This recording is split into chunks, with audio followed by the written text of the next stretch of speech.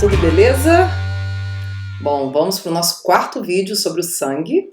Dessa vez vamos falar dos leucócitos, né? Então começamos a ver a porção celular, vimos no vídeo anterior as hemácias. Hoje a gente vai saber um pouquinho mais a respeito dos leucócitos, tá? Bom, os leucócitos então são aquelas células que garantem a nossa chamada imunidade, quer dizer, a nossa defesa. Lembra que a gente comentou, o sangue tem três funções: transporte, imunidade e hemostasia. As hemácias estão ligadas ao transporte. E agora os leucócitos ligados à imunidade. Então eles são os nossos defensores, os nossos protetores, nosso exército, que garante a nossa defesa contra agentes externos, né? Então os leucócitos são aqueles caras meio marrentos, sabe? Que quando o bicho tá pegando em alguma parte do corpo, eles vão lá, saem do sangue, caem no tecido e vão resolver a parada. Armam o mó barraco. Em outras palavras, isso quer dizer o quê? A gente tem nos tecidos do corpo células de defesa também. E essas células, quando detectam, não só células especializadas na defesa, mas as células do próprio tecido, dos próprios vasos sanguíneos, quando detectam a presença de algum ser mal intencionado. Quando eu falo ser mal intencionado, isso vale para qualquer partícula, molécula, enfim, organismo estranho ao nosso corpo. Tá? Então a gente inclui aí micro-organismos, como bactérias, fungos, vírus. A gente pode estar falando aí de protozoários, a gente pode estar falando também de proteínas estranhas ao corpo, até de objetos, né? De partículas de minerais estranhas ao corpo. Qualquer coisa que não faça parte da nossa biologia, isso muitas vezes aciona um alarmezinho, onde as células vão perceber: opa, o que é isso? Que ser é esse que eu nunca vi por aqui? E aí elas chamam ajuda, e essa ajuda vem através dos leucócitos. Então os leucócitos são as células do sistema imunológico que estão circulando no nosso corpo. Por isso que elas precisam estar no sangue, para estarem fazendo essa ronda ostensiva. Rolou um problema num lugar, tem alguma coisa estranha acontecendo lá, eles são chamados, né, através de sinalizações de moléculas que são liberadas no sangue, como se fossem alarmezinhos, e no próprio local. Então eles estão passando, e de repente na parede vascular ali vai ter um sinalzinho, um sinal de ajuda: por favor, venham para cá, que aqui o bicho está pegando, tem uma coisa esquisita aqui. Aí eles fazem a transmigração, quer dizer, eles saem do sangue e vão para o tecido. Esse processo a gente chama também de diapedese. E aí lá no tecido, quando eu falo em armar barraco, gente, é que eles chegam lá e vão neutralizar esse ser estranho que apareceu lá naquele tecido. Então isso significa o quê? Fazer fagocitose, liberar enzimas que produzem a lise ou digerem esse material, liberar mediadores inflamatórios que vão alterar os vasos sanguíneos e aí vão permitir mais migração celular, liberar citocinas, que são mediadores que vão atrair mais células, quer dizer, chamar reforços. Então esse processo todo é um processo que a gente chama de inflamação. Então armar o barraco, como eu falei, na realidade é produzir uma reação inflamatória, tá? Então os leucócitos fazem isso. Isso acentua ainda mais essa defesa e às vezes traz desconforto, né? Por exemplo, quando a gente fica resfriado, nariz escorrendo e tudo, é chato, né? Mas essa reação é uma reação inflamatória que foi produzida pelo leucócito. Então é aquela história assim, né, gente? Os leucócitos, a intenção deles é a melhor possível, nos defender contra tudo e todos que queiram invadir o nosso corpo. Só que muitas vezes essa resposta de defesa, ela vai produzir essa reação inflamatória que nos traz desconforto. É aquela coisa, dá uma exagerada na dose, porque eles são meio marrentos, sabe? Então eles querem defender a todo custo. E às vezes isso traz certos desconfortos, como febre, por exemplo. Se é um resfriado, uma coriza, né? Que é o nariz escorrendo, o muco que obstrui tudo, a gente não consegue ventilar. Tá? Mas a intenção é boa, a intenção é proteger, a intenção é expulsar o que invadiu o nosso organismo. E aí às vezes a gente tem que controlar justamente essa reação que é produzida pela atividade leucocitária, tá ok? Bom, gente, então os leucócitos eles vão compor aí mais ou menos em torno de 4.500 a 11.000 células por milímetro cúbico de sangue. Lembram das hemácias? Hemácia é papo de milhão, lembram? Então, as hemácias a gente vai ter mais ou menos uma média de 5 milhões por milímetro cúbico de sangue. Os leucócitos é de 4.500 a 11.000. Então, 1.000 vezes menos, né? Eles, além de serem menos numerosos que as hemácias, e isso está muito associado com a meia-vida deles, que é mais curta, né? As hemácias, como a gente falou, duram 120 dias, os leucócitos duram algumas horas. Sabiam disso? E aí, portanto, eles vão ser produzidos de maneira muito mais intensa na medula óssea do que a hemácia, já que eles têm uma duração menor, tá? Quando a gente observa aquele centrifugado de sangue que a gente separa a fração celular da plasmática, né? Celular embaixo, plasmática em cima, o que a gente observa aí nesse tubo? A gente vê que as células ficam embaixo, o plasma em cima. Legal. As hemácias são aquelas células sem núcleo, sem organela, sem nada, mas elas têm uma proteína gigante, pesada, que faz com que ela fique pesadona. Então a proteína pesa mais do que toda aquela parafernália intracelular, como eu tinha falado da outra vez. E os leucócitos, gente, eles já têm toda aquela composição celular tradicional que vocês conhecem. Organelas citoplasmáticas, um núcleo bem bonito, enfim, ela tem todo o kit completo. E aí elas não são tão pesadas quanto as hemácias, então no centrifugado sanguíneo elas vão formar um halozinho esbranquiçado que fica em cima da massa de hemácias, bem na interface entre as células e o plasma, tá? Já que elas não vão ser tão densas quanto as hemácias, então elas são menos numerosas e menos densas também, tá ok?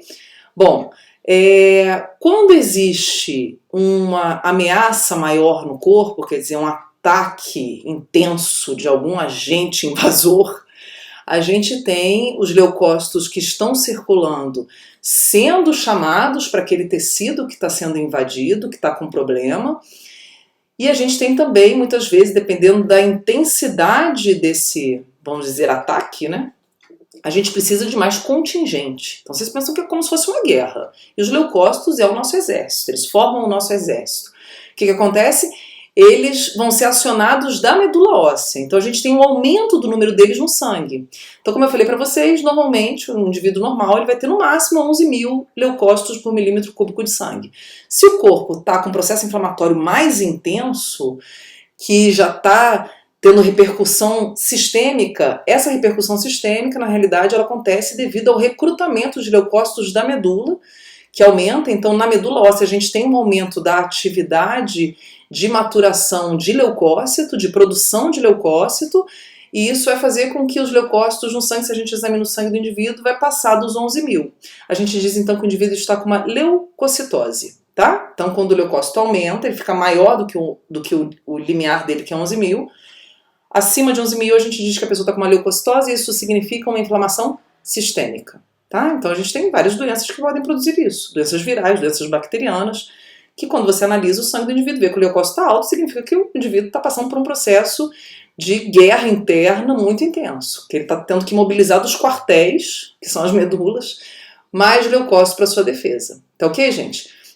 Se esse número de leucócito diminui, fique menor do que 4.500, a gente diz que o indivíduo está com uma leucopenia, quer dizer, ele está com uma imunossupressão. Então significa que o exército dele está com um contingente reduzido.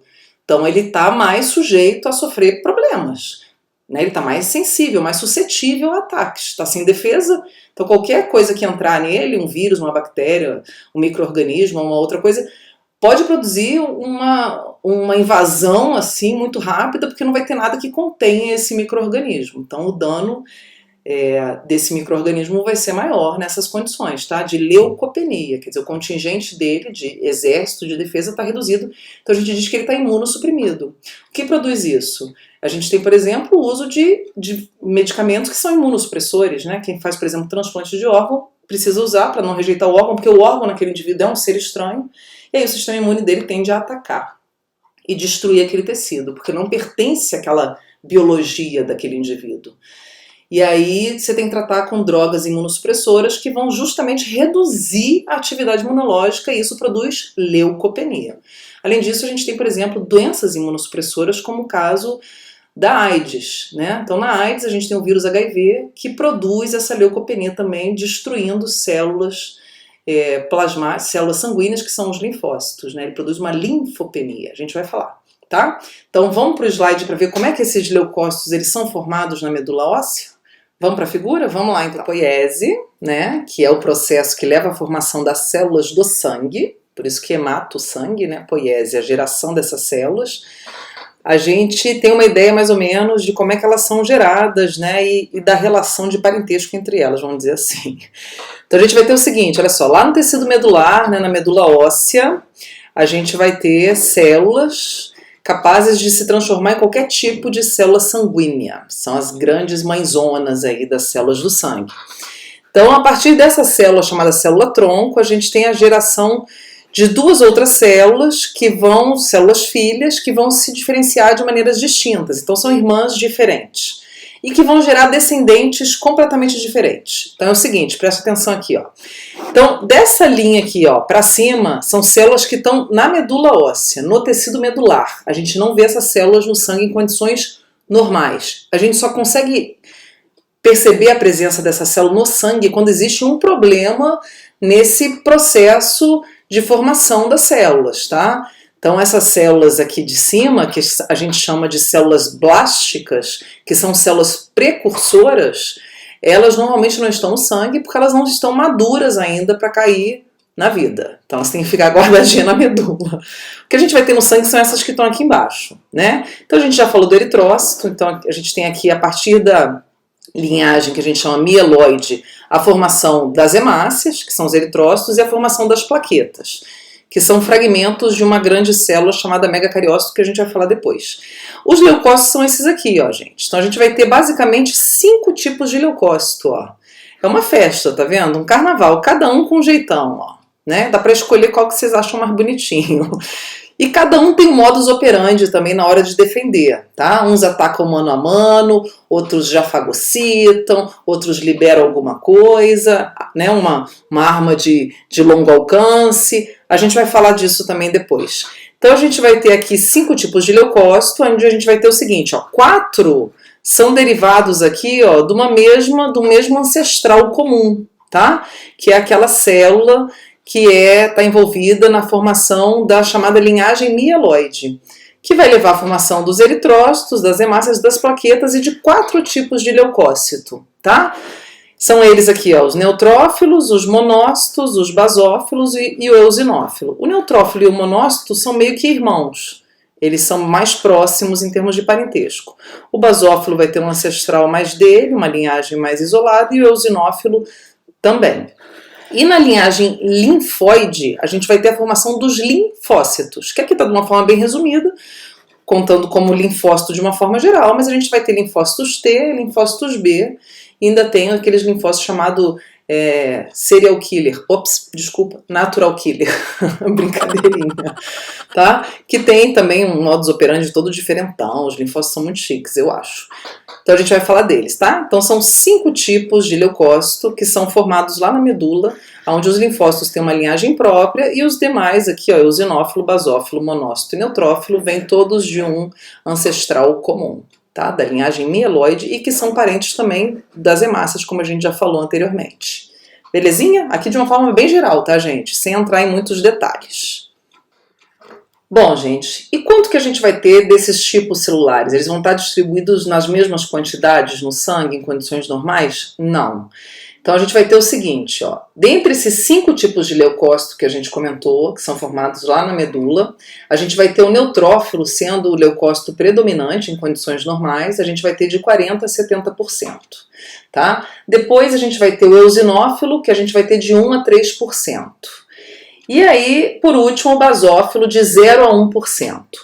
Eu agrupei esses 3 juntos, neutrófilo, eosinófilo e basófilo, porque eles são classificados juntos como os leucócitos chamados de granulócitos, porque eles têm grânulos no seu interior e nesses grânulos vai ter material que eles liberam, como por exemplo enzimas, mediadores inflamatórios e outras.